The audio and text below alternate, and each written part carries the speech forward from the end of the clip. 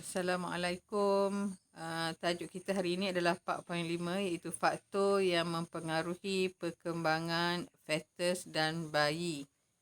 Okey, terlihat faktor-faktor yang mempengaruhi perkembangan fetus dan bayi ini. Yang pertama, wanita hamil perlu mendapatkan makanan yang berkhasiat dan juga seimbang. Okey, wanita hamil perlu menjaga kesihatan dengan baiklah untuk melahirkan bayi yang sihat. Okey, keperluan kalori wanita hamil adalah lebih tinggilah. Okey, apakah yang diperlukan oleh wanita hamil? Okey, keperluan kalori dan nutrien yang diperlukan oleh wanita hamil dalam sehari. Okey, kalau kita perhatikan di sini, karbohidrat di antara nilai dia 11,592 kilojoule berbanding wanita yang tidak hamil 9,450 kilojoule. Maksudnya di sini dia memerlukan karbohidrat yang lebih tinggi lah. Okey, protein, kalsium, vitamin C, ferrum dan juga vitamin A. Okey, kalau kita perhatikan di sini semua kandungan dia lebih tinggilah. Okey, untuk wanita hamil berbanding wanita yang tidak hamil lah. Okey, gizi wanita hamil perlu seimbang dan mengandungi lebih banyak karbohidrat, lemak, protein, asid folik, vitamin C, kalsium, fosforus, ferrum dan juga serat. Okey, setiap kelas makanan ni akan memainkan peranan yang penting bagi kesihatan ibu dan juga bayi. Okey, kalau kita lihat di gambar rajah ni adalah contoh serat lah. Okey, bijirin, sayur-sayuran dan juga buah-buahan kaya dengan serat. Okey, jadi apa fungsi serat ni? Serat ni adalah untuk mencegah wanita hamil tadi daripada mengalami sembelit lah. Okey, ferrum. Okey, contoh ferrum ni dia terdapat dalam hati, daging merah dan juga ikat. Okey, fungsi ferrum ni sangat penting untuk pembentukan hemoglobin sel darah merah untuk mencegah wanita hamil tadi mengalami anemia. Anemia ni adalah kurang sel darah merah lah. Okey, dia akan jadi pucat kalau awak mengalami anemia. Jadi hemoglobin ni sangat diperlukan lah. Jadi perlu mengambil lebih banyak ferrum lah. Okey. Yang seterusnya karbohidrat dan juga lemak. Okey, karbohidrat dan juga lemak. Contohnya nasi, roti, mentega dan keju. Okey, kandungan karbohidrat dan lemak ni kita boleh dapat daripada nasi, roti, mentega dan juga keju lah. Okey, apakah fungsi karbohidrat dan lemak ni? Untuk membekalkan tenaga untuk aktiviti seharian.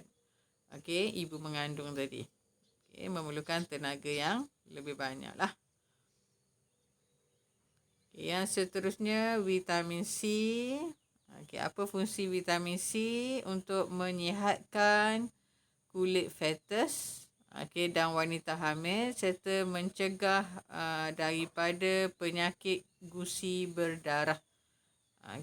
Vitamin C ni boleh didapati dalam buah-buahan sitrus seperti oren tu, jambu batu, kubis dan juga tomato. Yang seterusnya adalah asid folik. Asid folik ni sangat-sangat penting. Terdapat dalam brokoli, bayam dan juga kacang tanah. Fungsinya adalah untuk perkembangan sistem saraf fetus yang sempurna lah.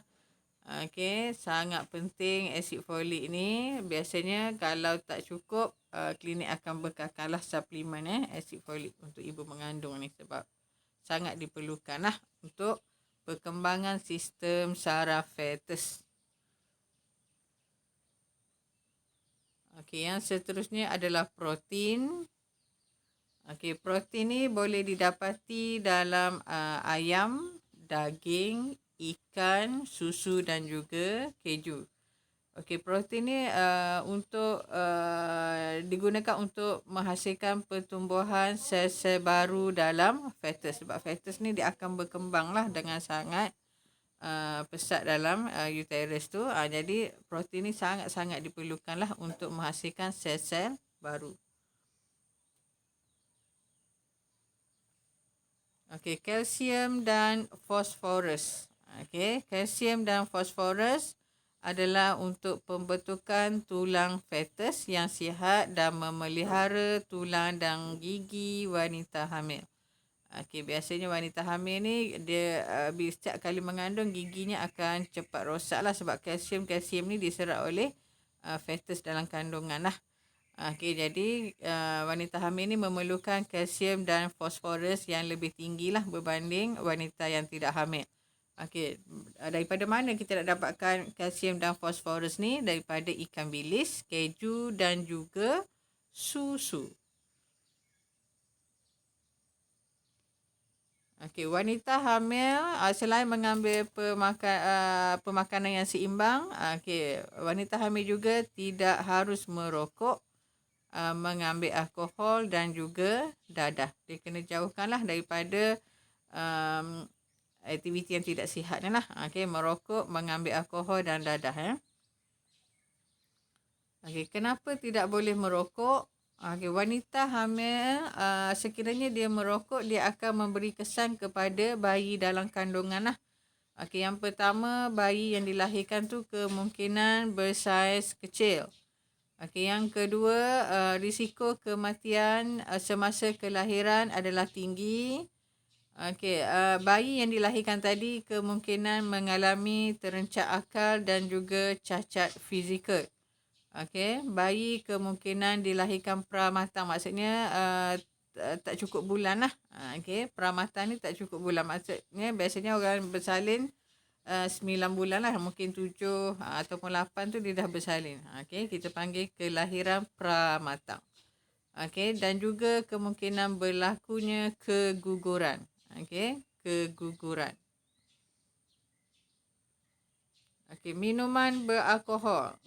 Okey, kenapa perlu elakkan minuman beralkohol? Yang pertama, bayi tadi akan mengalami sindrom alkohol fetus. Okey, nama sindrom tu adalah sindrom alkohol fetus.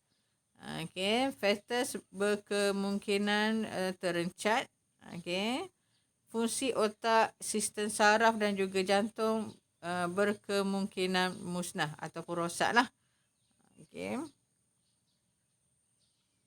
Okay, dadah, apakah kesan dadah kepada bayi? Okey, fetus berkemungkinan cacat. Okey, yang disebutkan tadi, sekiranya ibu mengambil alkohol, apakah yang berlaku kepada bayi yang dikandung tadi? Okey, ciri-ciri bayi yang mengalami masalah sindrom alkohol fetus. Okey. Berat badan dia kecil. Okey, tak cukup berat badan lah.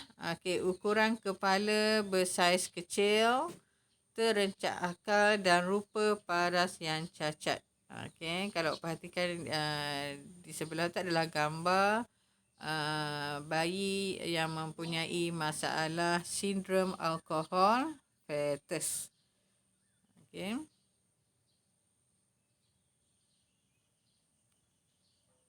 Kepentingan susu ibu. Okey, setiap bayi yang dilahirkan biasanya akan menyusulah dengan ibu masing-masing. Okey. Jadi apakah kepentingan susu ibu ni? Yang pertama, bayi tadi bila lahir dia tak ada gigi. Jadi makanan utama dia adalah susu lah. Okey, bayi yang baru dilahirkan ni tidak dapat memakan makanan pejal lah. Okey, dia tak dapat makan nasi macam kita ni. Oleh kerana dia tak ada gigi, maka makanan utama dia adalah susu. Okey, bayi hanya bergantung kepada susu sebagai sumber nutrien mereka.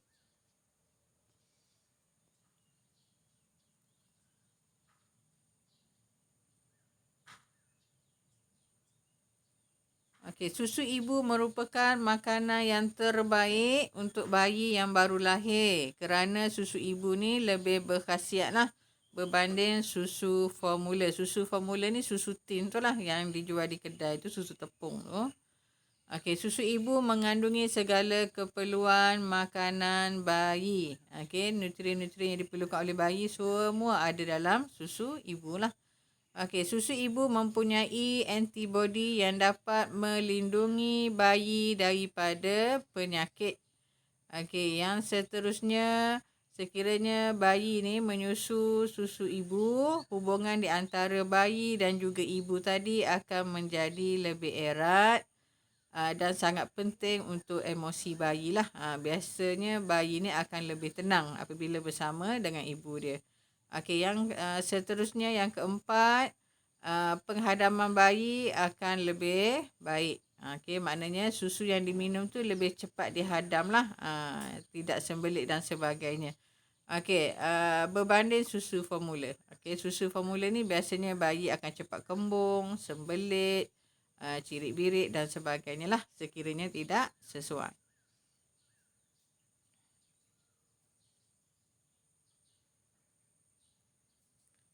Okey, wanita hamil perlu menjaga kesihatan dengan baik kerana setiap makhluk yang bernyawa tadi mempunyai hak untuk hidup walaupun masih dalam kandungan lah.